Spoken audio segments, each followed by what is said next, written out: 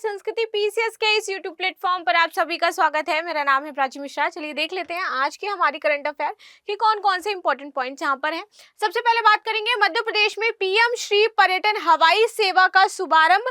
ये क्या है, किससे संबंधित है और क्या इसका उद्देश्य है, सारी चीजें जानेंगे। देखिए चर्चा में क्यों है, क्योंकि मध्य प्रदेश के जो मुख्यमंत्री हैं डॉक्टर मोहन यादव, इन्होंने पीएम श्री पर्यटन हवाई सेवा का शुभारंभ किया है और इसका जो बेसिकली उद्देश्य है वो ये है कि पर्यटन स्थलों की जो कनेक्टिविटी है उसको बढ़ाया जाए, उसी को बेहतर करने के लिए यहाँ पर ये आपकी सेवा जो है वो शुरू करी गई है। आगे बात कर लेते हैं। मुख्यमंत्री ने राजा भोज अंतर्राष्ट्रीय हवाई अड्डे भोपाल से जबलपुर के लिए पहली बार उड़ान का उद्घाटन किया है। ठीक है, तो पहली बार कहाँ से, भोपाल से जबलपुर के लिए यहाँ पर उद्घाटन किया गया है। कहाँ पर, राजा भोज हवाई अड्डे पर। ये इंटरनेशनल हवाई अड्डा है, ये याद रखिएगा।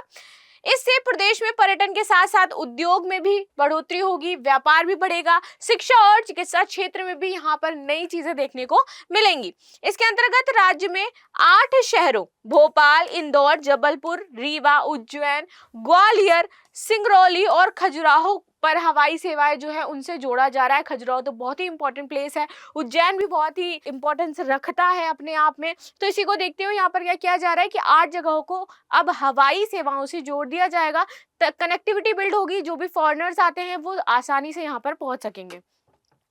आगे बात करते हैं। भारतीय सेना में शामिल हुआ नागास्त्र 1। तो हाल ही में भारतीय सेना ने देश के पहले स्वदेशी आत्मघाती ड्रोन नागास्त्र 1 लोइटर म्यूनिशन इसको शामिल किया है। ठीक है, यह आत्मघाती ड्रोन एकल उपयोग वाले हथियार है जो लक्ष्य क्षेत्र में उड़ते हैं और हमला करते हैं।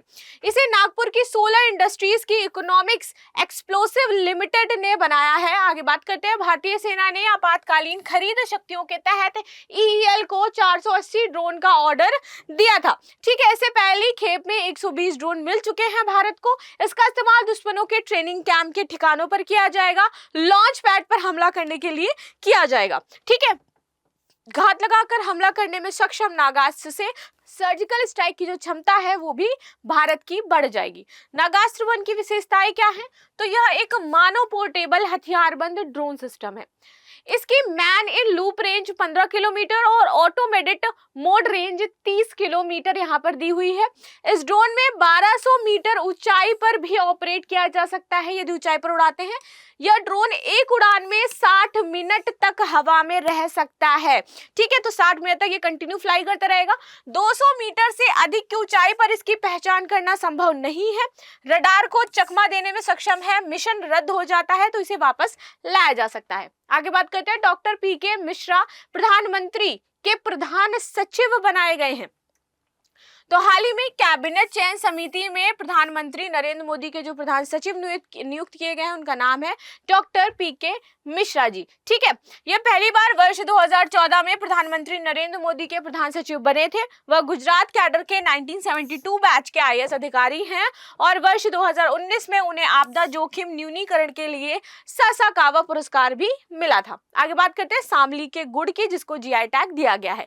तो शामली में बनने वाले गुड़ को क्या दिया गया है, जीआई टैग दिया गया है।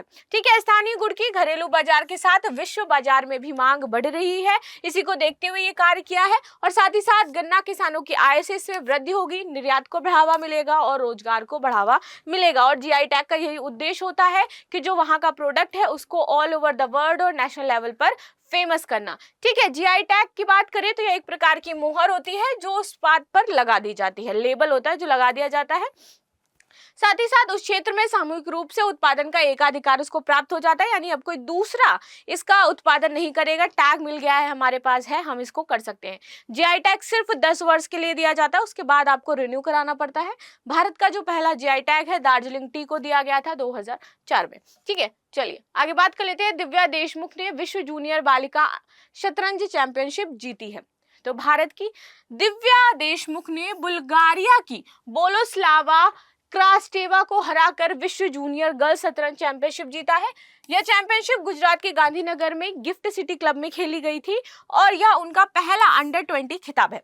दिव्या देशमुख खिताब जीतने वाली चौथी भारतीय महिला बन गई हैं। इससे पहले आप देखोगे कोनेरू हम्पी, हारिका द्रोणावल्ली और सौम्या स्वामीनाथन ने यह खिताब जीता था। या विश्व चैंपियनशिप का आयोजन अंतर्राष्ट्रीय शतरंज महासंघ द्वारा किया जाता है? विश्व जूनियर शतरंज चैंपियनशिप की बात करें तो यह विश्व जूनियर शतरंज चैंपियनशिप जो है वह शुरू हुआ था आपका 1951 में। ठीक है, शुरुआत में इसे 2 वर्ष के अंतराल पर आयोजित किया जाता था, बट 1973 में इसे प्रत्येक वर्ष आयोजित किया जाने लगा और 1982 में लड़कियों को भी चैंपियनशिप में भाग लेने की अनुमति मिल गई, वरना पहले नहीं थी। नेक्स्ट देख लेते हैं, विश्व वायु दिवस 15 जून को मनाया जाता है, वर्ल्ड विंड डे। तो आज है आपका विश्व वायु दिवस। इस दिवस को मनाने का निर्णय यूरोपियन विंड एनर्जी एसोसिएशन और ग्लोबल विंड एनर्जी काउंसिल ने लिया था। इसका उद्देश्य पवन ऊर्जा क्षमता के बारे में लोगों को जागरूक करना है, भविष्य की ऊर्जा की जरूरतों को पूरा करने के लिए, और साथ ही साथ स्वच्छ, टिकाऊ और किफायती ऊर्जा पर हमें शिफ्ट होना है। 2007 में यह दिवस पहली बार यूरोप में मनाया गया था और 2009 में विश्व स्तर पर इसको मनाना शुरू किया गया। ठीक, तो ये तो थी आज की प्रमुख न्यूज जो हमने पढ़ी। आप लास्ट में क्वेश्चन है आप सभी के लिए कि पीएम श्री पर्यटन हवाई सेवा भारत के किस राज्य द्वारा शुरू की गई है? मध्य प्रदेश, उत्तर प्रदेश, उत्तराखंड या फिर राजस्थान? तो आप सभी मुझे कमेंट में जरूर बताइएगा। मिलते हैं नेक्स्ट क्लास में, तब तक के लिए धन्यवाद। लाइक शेयर सब्सक्राइब करना बिल्कुल भी ना भूलें। Thank you.